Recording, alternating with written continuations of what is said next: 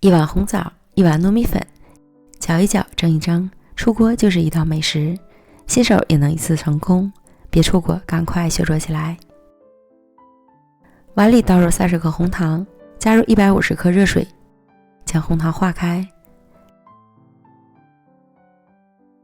再加入100克牛奶，搅匀，然后加入220克糯米粉、40克玉米淀粉，充分搅拌均匀，成为浓稠的面糊。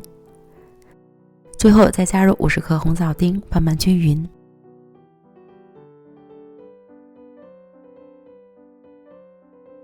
模具里铺好油脂，方便脱模，倒入糯米糊，表面再铺上一层红枣丁，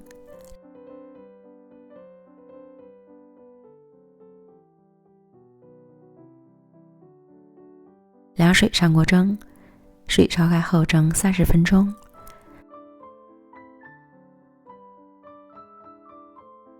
时间到了，取出来直接脱模冷却，防止底部潮湿。静置凉透后再切成小块，美味继承。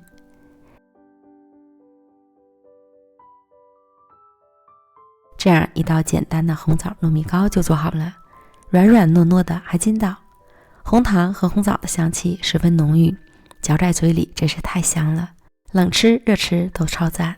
简单到家的做法，新手也能一次成功，喜欢的朋友赶快安排起来吧。